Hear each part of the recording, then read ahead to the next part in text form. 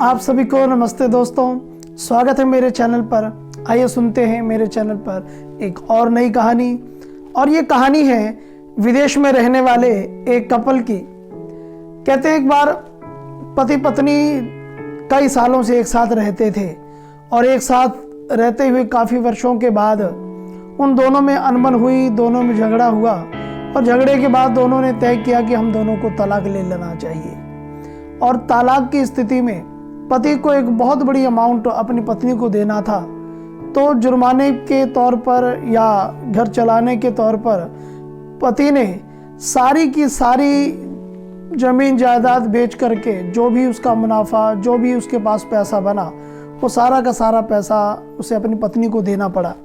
और पत्नी को पैसा देने के बाद जो अपनी जेब को टटोलता है तो पाता है कि सिर्फ़ और सिर्फ उसके पास अब $100 ही वापस बचे हैं अपने जीवन को चलाने के लिए।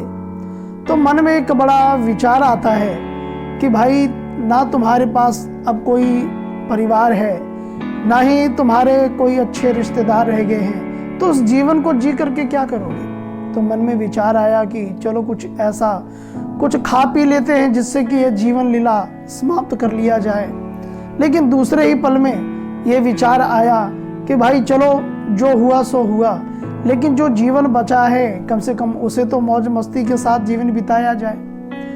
तो इस पैसे से क्या करते हैं, तो वो जुआ खेलने के लिए वो वहाँ का जो भी जुआ खेलने का स्थान था वहाँ पर जाता है और जा कर के देखता है कि एक बड़ी लंबी लाइन लगी हुई है और अपनी बारी का इंतज़ार करता है कि मेरी बारी जब आएगी तो मैं भी जुआ खेलूँगा।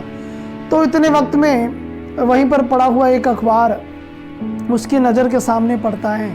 तो अखबार में पढ़ता है कि एक बहुत बड़ा जो खजाना है सरकार वो नीलाम करने जा रही है। वो इसीलिए कि उस खजाने में से जो पैसा आना था, जो सोना ढूंढ कर निकालना चाहते थे, वो तो नहीं निकल पाया। लेकिन अब वो गुफा है, वो जो सुरंग है जिसमें से वो खजाना ढूंढने वाले थे, तो उसको वो नीलाम करने वाली थी सरकार। तो ये व्यक्ति जब पढ़ता है तो मन में एक उम्मीद जगती है कि ऐसा करता हूँ कि कहाँ मैं इस पैसे को इस जुए में लगाता हूँ, जाता हूँ मैं भी अपनी किस्मत आजमाने के लिए। तो ये भी व्यक्ति वहाँ पर उस नीलामी में शामिल हो जाता है और इसे वहाँ पर पता चलता है तो ये हैरान हो जाता है कि उस नीलामी में कोई भी व्यक्ति वहाँ पर उसे खरीदने के लिए नहीं आया, क्योंकि सब ने उम्मीद छोड़ दी थी। अकेला एक व्यक्ति, यही व्यक्ति पहुँचा था। जब ये व्यक्ति पहुँचा तो सरकार ने इसे वो गुफा दे दी। अब ये उस गुफा का मालिक हो गया। तो वहाँ पर जो मजदूर काम करने वाले थे वो मजदूर आते हैं और आकर के कहते हैं कि भाई साहब, अब तो इस गुफा के मालिक आप हो और हमें तो पहले से ही जो हम काम करते चले आ रहे थे तो हमें तो शाम तक की दिहाड़ी मिली हुई है। तो आप अगर कहें तो आप तो इस गुफा के मालिक हैं, यदि आप चाहें तो आगे की खुदाई कर सकते हैं और यदि आप चाहें तो हम आज से फ्री होकर के घर की ओर जा सकते हैं। आप बताइए क्या करना है। तो वो व्यक्ति बड़ा प्रसन्न होता है और वो कहता है, जब तुम्हें आज की दिहाड़ी मिली हुई है, आज के पैसे शाम तक के मिले हुए हैं, तो ऐसा करो खुदाई करो। तो वो खुदाई करते हैं और अभी वो मजदूर 3 फुट की और गहराई के अंदर ही उन्होंने भी गहराई में खुदाई की थी। खुदाई करने के बाद क्या है, एक बहुत बड़ा खजाना क्या है उसके हाथ लगता है और आने वाले समय में वो बहुत बड़ा अमीर व्यक्ति बन जाता है। और चूंकि उसमें से बहुत बड़ा खजाना निकला, सोने की खदान निकली, तो बड़ा खुश होता है। तो किसी व्यक्ति ने उससे एक सवाल किया बहुत सालों के बाद कि भाई ये बताओ कि जीवन और मृत्यु के बीच में कितना अंतर है, कितना उन दोनों में फासला है।